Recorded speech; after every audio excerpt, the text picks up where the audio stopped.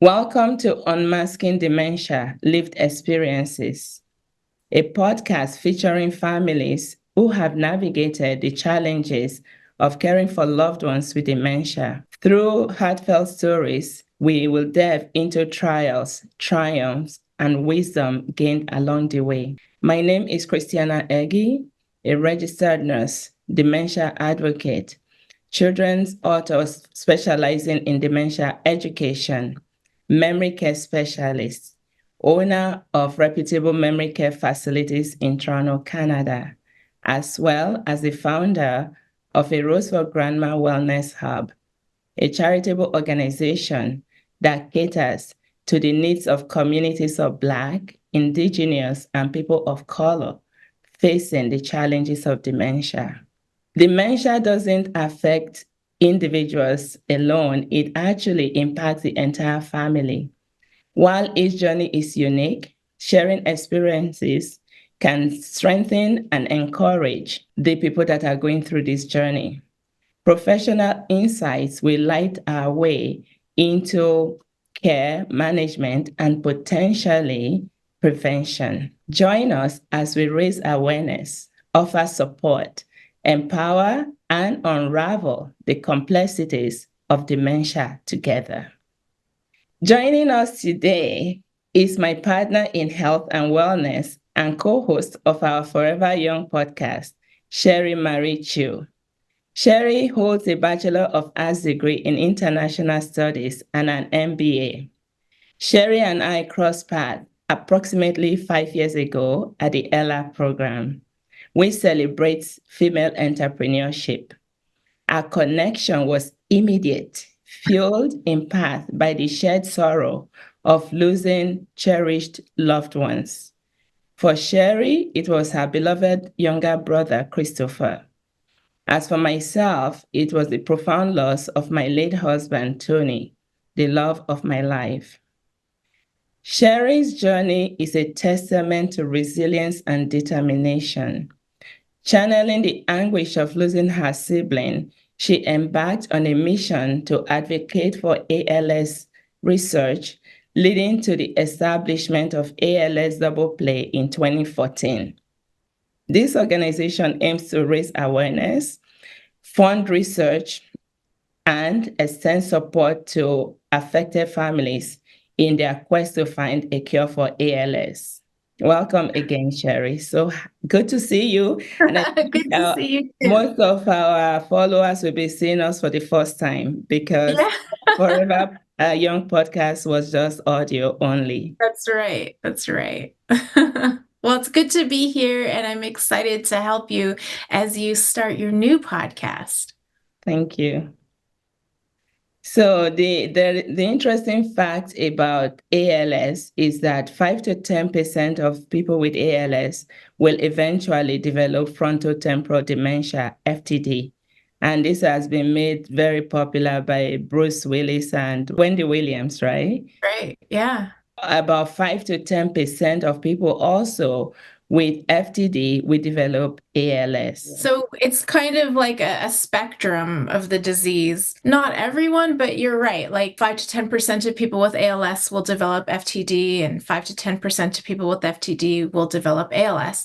And sometimes it's not even the whole disease. Like now it's known in ALS that a lot of people, I'm not even sure yet. We don't really know the numbers yet, so I don't want to say most, but a lot of people have some kind of cognitive change.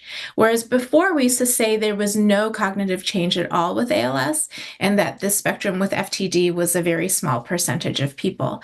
But now we're seeing more and more that there is cognitive change with people with ALS. Now, my brother actually donated his brain and spinal cord to ALS research when he passed, and they did do the testing on it, and he had pure ALS. There was really no cognitive decline in him, and that's what we did see as well when he was alive and living with ALS. Bruce Willis having FTD and Wendy Williams is really bringing to the forefront the disease also and that relationship with ALS. And it's amazing, and it helps us a lot with awareness of both diseases. And generally speaking, being a caregiver of someone who is going through a chronic disease, doesn't matter if it's dementia, ALS, even cancer, it's tough. Oh, So yeah. you have had the I don't like to be negative. You don't like to be negative either. No.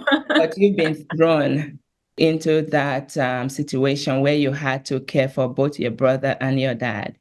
So please share with us how, as a caregiver, your mom, yourself, and your family, how you navigated this devastating journey and how it impacted your entire family. So I want to say at first, everybody deals with chronic disease and a fatal disease differently.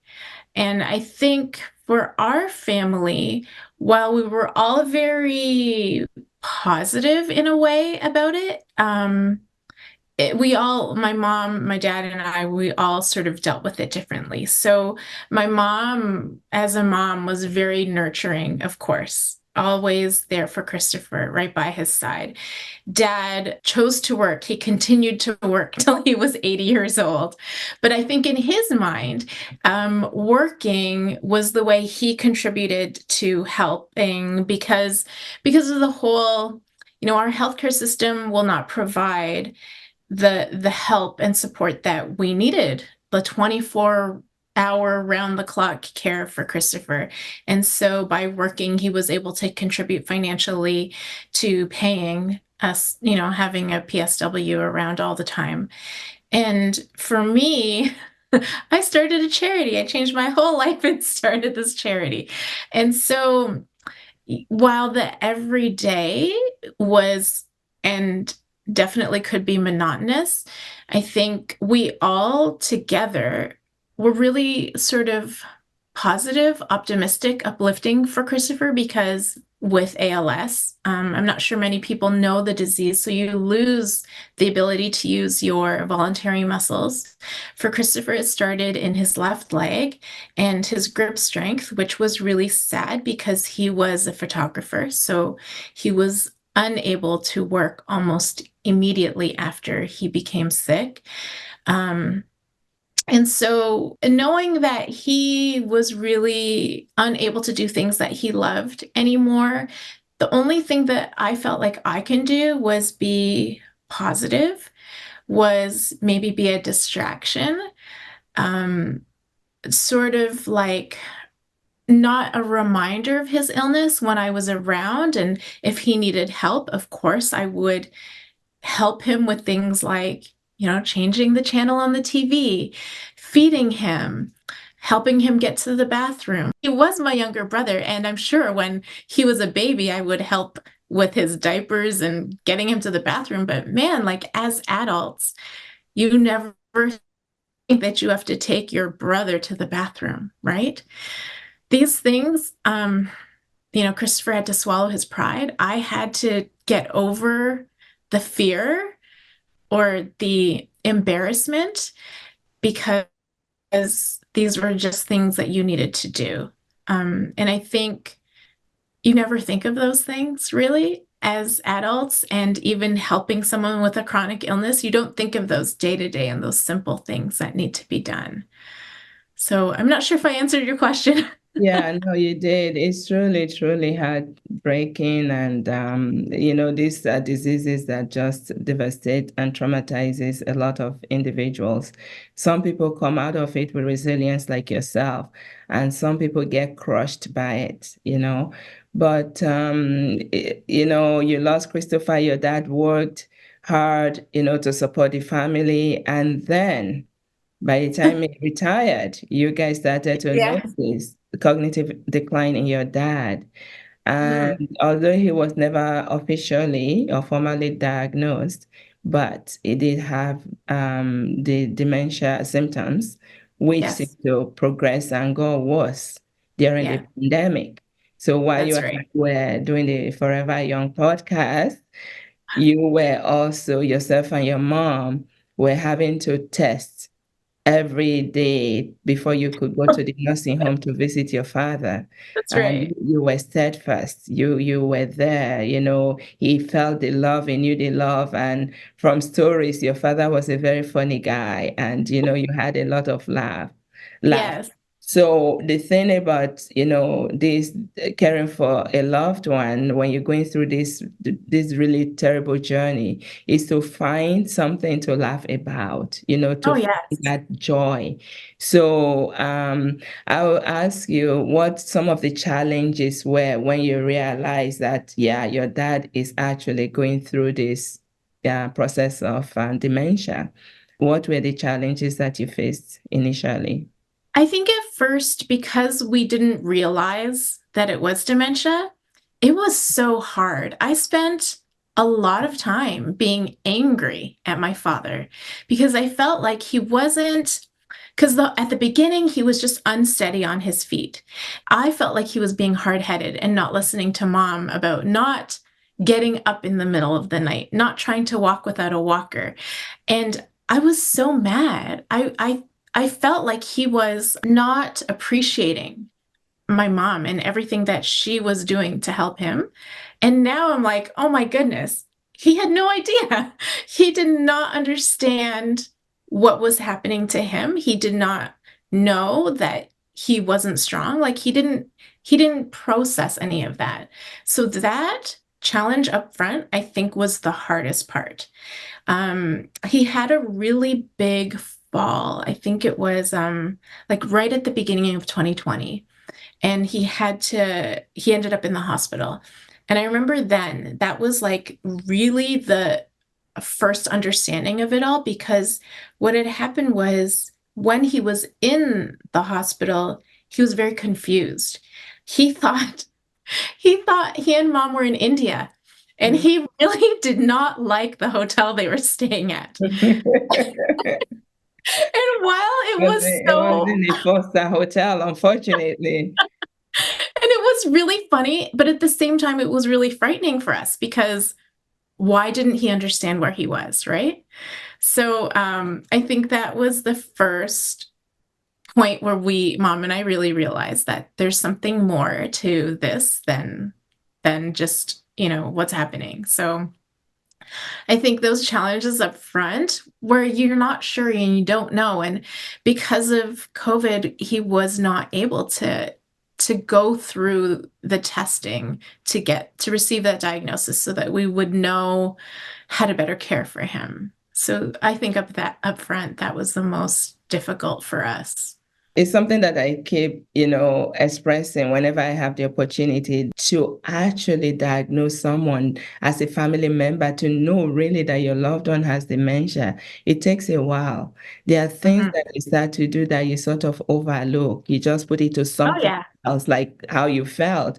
And Yeah. it will be later, looking back, you go, oh my God, something was actually happening, you know. Mhm. So it's tough because, again, I would say when we first started out in 1990, one of my very first staff actually developed dementia while working with us. Oh, wow. She Yeah. had done things that at first I was like, I was going to fire her. But as I sat at the table to write this letter, I started, tears were welling up in my eyes. And I'm like, no, this woman has been so good. She's been so supportive. What's going on? And, Yeah. eventually I decided to just bridge her through to retirement because she was almost 65. I gave Mhm. her chores, which I could not afford. I could not afford to have just one person doing laundry, but I wanted to keep her on. But she Yeah. couldn't even do that. She would stay there in the dark, eat her meal, and put the bowl in the washer. That was when I said, oh my God, this is really something. And Yeah. I referred that to a geriatrician. So sometimes, and that is where forgiveness comes in. A lot Mhm. of people end up not forgiving their loved ones for what they did, but you don't know when the disease actually started. So we No. have to try and be forgiving. And also, when you see your loved one acting out of sorts, please seek help.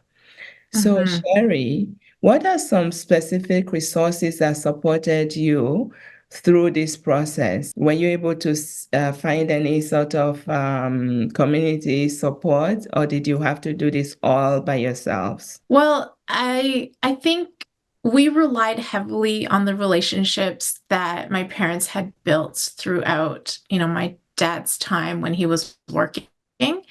And they really helped us understand what was going on and helped us to get to a place where we could get dad into a home and to understand that that's what we needed to do. It was so new. Like, he was wandering around the house and he couldn't understand COVID, and all of that was just so much. Like, I remember working at home all day long and going to my parents' house every evening to really just give my mom some relief because, after I would leave at night till the next time I would arrive, she was the only one that was caring for him. And not every day was difficult, but you had to be on your toes. How did you handle the emotional aspect of caregiving? You had just come through that whole upheaval with your brother, and Yeah. now it's time to care for dad.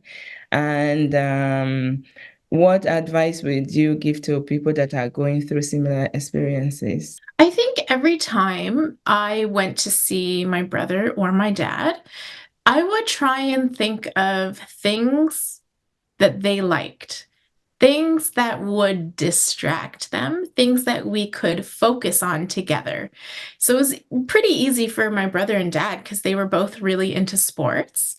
And then also I would, just keep dad abreast of like people in his life that he knew of, like just give him like tidbits of things happening. And he he was really good because he would remember the person and ask questions. And I would make videos with him because I learned with Chris, man, I should have taken more photos and videos early on. And so, every time it was someone's birthday, I would I would record a birthday message for them and I would, send it to them. And it was really great because now I have all of these little mini videos of dad wishing people, happy birthday or Merry Christmas or whatever it is. So I think to focus on the good things, to celebrate every little thing are ways that you can focus on the good and focus on being, a light instead of being sad and dwelling on the illness. Because, with ALS and dementia, there's not much you can do other than make the person comfortable. And I think for me, that was what I wanted to focus on the most. The one thing about a diagnosis, some people feel, or some people eventually think that it's the end of life, or my loved one can't do anything anymore, and they want Mhm. to do things for them, but that is not so. And I Yeah. know that you're pretty creative, in doing things, just allowing people to do things, even if they can't do it the right way anymore, simplifying the task, just Yeah. helping them to continue to have that quality of life. Oh, And yeah. yes. So that is really, really nice, Sherry. And we've spoken a lot about these things, so I know a lot about your story. So, um, like in terms of community, though, especially now with your ALS charity, you do a lot of community engagement. So, can you speak on the importance of community and support that people going through this type of journeys can either expect or reach out for, and how important is community in a caregiver's life? Well, I think community is one of the most important things because these people that you will meet understand what you're going through. Your friends and family may not get it. If they haven't been through it, they don't understand what you're going through. And sometimes you just really need to be in a place or talk to someone who knows what you're living through. And it's interesting because sometimes while you're in it, you don't want to talk about it anymore.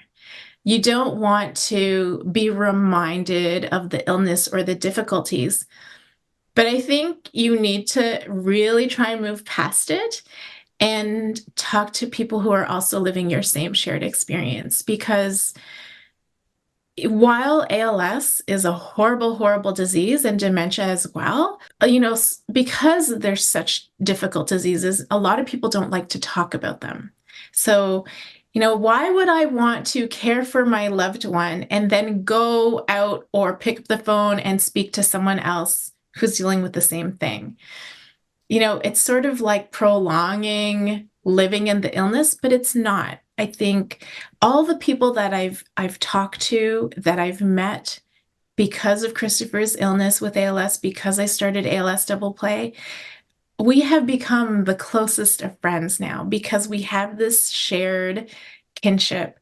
We know, the day-to-day of what we had to go through, and having each other to lean on is so amazing and so important, I think, It is. because, like, your best friend can be your best friend, but if they have not lived through a caregiving experience like you, it's really difficult for them to understand what you're going through. And I think one of the worst things that happen when, you're afflicted with something like this is that you lose friendship. People, they fall off, family. It's very Yeah. lonely. This disease can be very lonely because Mhm. people don't understand it. Why Yeah. why can't she come out with me when I want to go out? And Oh, then yeah. really Yeah. you don't have that support and you're all alone. And then the other thing that caregivers tend to do is they think they are the only ones that can care for their loved ones. And they Mhm. forget to care for themselves and eventually end up burnt out. And especially the older caregivers, some of them end up dying before the ones that they are caring for. So, just putting self-care uh, in the forefront, reaching out for help, allowing people to support you. If someone offers to bring you a meal, accept. And Yeah. it also helps a lot when you are going through difficulty and you reach out to help other people. It sort of lessens that burden. It makes you feel good. So I think community is so important. But that said, I just feel like people that don't have the support or people that haven't had the opportunity to hear from other people, from other stories. That is why I started this podcast to give people the opportunity to listen to other people's stories and learn a thing or two from that. So thank you for sharing. And then my other question is, did your education, even though your education was not in healthcare, did it help? Did you have to do a lot of research? And what type of information do you wish you had known while you were going through either ALS, which you're now providing for families, of course, or through dementia with your dad? I can't say that my education helped any. I think maybe what my education improved was that I can read and understand things. So, with Google, like, there's so much you can read online, but I think I would caution people to make sure you look at the source of what you're reading, right? Make sure it is a reputable source where you're getting your information from. But what I wish I knew beforehand was maybe signs to look for, especially with dementia, prevention, because there's a lot of talk today about prevention. I recently took up guitar lessons because, you know what? I am not going to get dementia and I need to learn a different way to use my brain. Awesome. It can be prevented, most of it, Exactly. Yeah. So I'm like, diet, exercise, The using your Mediterranean brain, diet, yeah. right? All of this, getting the right amount of sleep, getting quality sleep, all of these things. Stress Like, I wish, management, yeah, yeah. yes. Yeah.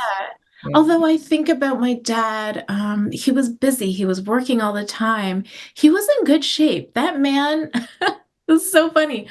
He walked all the time in the park near the house. And in the summertime, he's so funny. He would walk with no shirt on. He would be walking and be like, "Oh, I'm hot." And he'd take his shirt off and he'd be walking shirtless through the park. And it's so funny because after dad passed, someone came up to my mom in the park and said, hey, where's that man that, used to walk shirtless in the park? Oh my goodness. But Uh, look at it this way, maybe all those activities helped him. He did not develop dementia until in his 80s, right? right. Yeah, So, yeah, that's true. most of dementia can be prevented. So those exercises and stuff can help. But I don't think we can fully prevent, but there are so many ways that we can mitigate the risk of Yeah. dementia. So absolutely. And Cherrie, as you reflect back on your experiences, what are the insights or lessons you would like to share with people? I think the number one thing is that, people always say life is short. It really is. And so for me, it's like gratitude. Every day, when I'm walking my little dog, I list all of the things that I'm grateful for the day before. And I think that that really helps. It helps with your mindset, but it also helps with your day moving forward. Like, who am I going to spend my time with today? And how can I be more present? How can I celebrate just the day and being with them? Because these are things that you're going to remember after the fact. These are things people remember about you. And I think that's all we have at the end of the day. So I'm super happy to celebrate all the littlest things, even though, I don't know, some people might say that sounds very trivial or too simple, but I don't know, simplicity is like the Simplicity easiest and the thing. gratitude purpose, keeps us going, right? Yeah, yeah. So yeah, I really appreciate your time. Thank you for joining me in Oh, this episode. And let's all join hands together as we unravel dementia. When we know what to do, how to prevent it, and help those that are going through the journey, it makes us the better for it. Thank you so much. Have a wonderful rest of your day. you too.